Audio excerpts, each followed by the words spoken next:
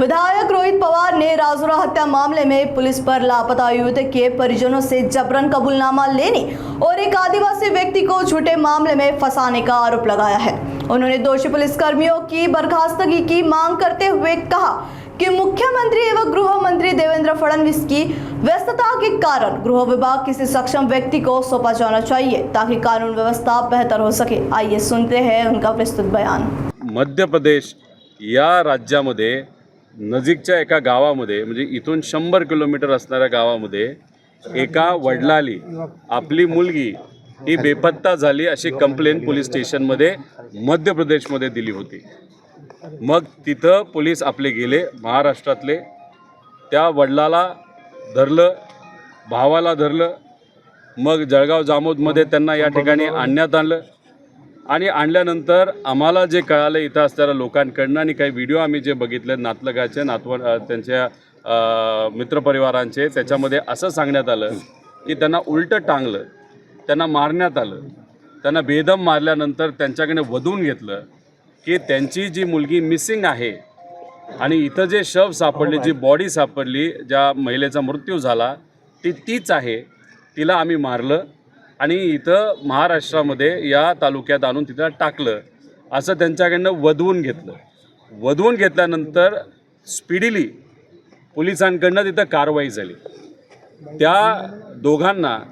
जिथं तो घटना घडली होती, मुलीला मारलं होतं, तिथं नेलं गेलं, तिथं दाखवण्यात आलं की हो तिथे आले, आम्ही कसं मारलं, तिला घरी मारलं, तिला आणि मग जाळलं, कोणाला काय सापडू नये असं काहीतरी तिथं स्टोरी बनवण्यात आली। आता तुम्ही जर बघितलं तर 28 मेपर्यंत पोलिसांनी सगळ्या गोष्टी जसं प्लॅन केल्या होत्या तसंच चालू राहिल्या, पण 28 मे रोजी जी खरी मुलगी आहे त्या वडिलाची, मध्य प्रदेशमधल्या जो काही आदिवासी समाजाचा जो बाप होता त्याची जी खरी मुलगी आहे ती पोलीस स्टेशनला आली, कारण तिच्याकडे सोशल मीडियावर गेलं की तिच्या वडिलाला आणि भावाला जी बाई जिवंत आहे, जी मुलगी जिवंत आहे, तिच्या मर्डरसाठी त्यांना फाशीची शिक्षा दिली जाईल अशी परिस्थिती त्या ठिकाणी आली। ती मुलगी आल्यानंतर पोलिसांचे धाबे दणाणले आणि मग कुठंतरी जी केस पूर्ण केली गेली होती, आदिवासी समाजातल्या, गरीब समाजातल्या लोकांना इथं आणलं गेलं, त्यांना मारलं, भीती दाखवली आणि त्यांना वधून घेतलं की त्यांनीच तो मर्डर केला, हे सगळं कुठंतरी समोर आलं। या घटनाक्रम तुम्ही आणि आपण सगळ्यांनी त्या ठिकाणी समजून घेतला पाहिजे। म्हणजे गुन्हा सिद्ध होण्यापूर्वीच गरिबाला, आदिवासी समाजाच्या लोकांना गुन्हेगार पोलिसांकडनं ठरवण्यात आलं, त्याला लागणारे सगळे पुरावे हे तिथं खोटे बनवण्यात आलं आणि या गरीब कुटुंबातल्या आदिवासी लोकांना त्या गुन्ह्यामध्ये अडकवलं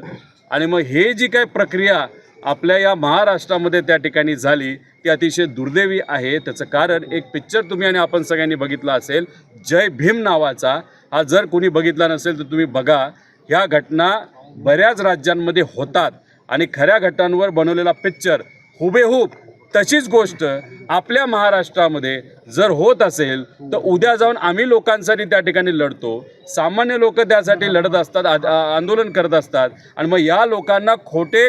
तिथं पुरावे दाखवून जर कैद केलं गेलं, त्यांच्यावर कारवाई केली गेली तर ही प्रथा ही बरी नाही। त्यामुळे आम्ही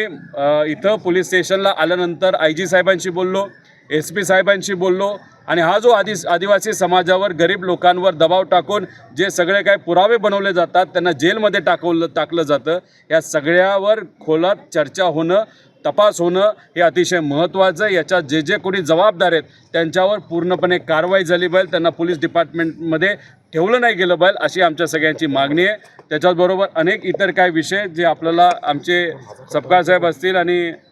सिग्ने साहेब हे तुम्हाला सांगतीलच, पण ह्याच्यावरनं एक जाणवते, आत गेल्यानंतर बरेच सामाजिक कार्यकर्ते तिथे आले आणि त्यांनी सांगितलं या तालुक्यामध्ये सामान्य लोकांवर खोटे गुन्हे दाखल केले जातात, ज्या गोष्टी केल्या नाहीत त्याच्यावर सुद्धा गुन्हे दाखल केले जातात। ही प्रथा अनेक वर्षांपासून या भागामध्ये तिथं केली जाते। त्यामुळे हे जे काही आदिवासी समाजावर झालेला अन्याय, गरिबावर झालेला अन्याय, अशा पद्धतीने ज्या गोष्टी पिक्चरमध्ये दाखवल्या तशाच गोष्टी इथं जर घडत असतील तर ही गोष्ट सोपी नाही, साधी नाही, अतिशय मोठा गुन्हा आहे। त्यामुळे या गुन्ह्यात जे कोणी अधिकारी जबाबदार असतील त्यांना तुम्ही तिथं कारवाई झालीच पाहिजे, त्यांना तिथं जेलमध्ये पण टाका, कारवाई जी काय करायची करा, पण हे होणं बरोबर नाही। त्यामुळे आज जे आपले राज्याचे मुख्यमंत्री साहेब आहेत ते बिझी असतात आणि त्यांच्याकडे होम डिपार्टमेंट आहे, त्यामुळे होम डिपार्टमेंटसाठी त्यांना वेळ मिळत नाही. आणि म्हणून असे घटना जर या महाराष्ट्रामध्ये घडत असतील, महिलांमध्ये अत्याचार वाढत असतील, तिथं चोऱ्या चपाट्या त्या ठिकाणी वाढत असतील,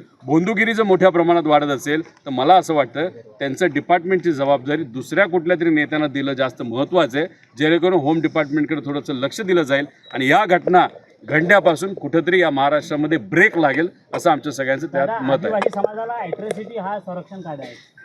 याच्यावर सपकाळ साहेब आपल्याला डिटेलमध्ये सांगतील, त्यांची सुद्धा त्या बाबतीतली मागणी आहे.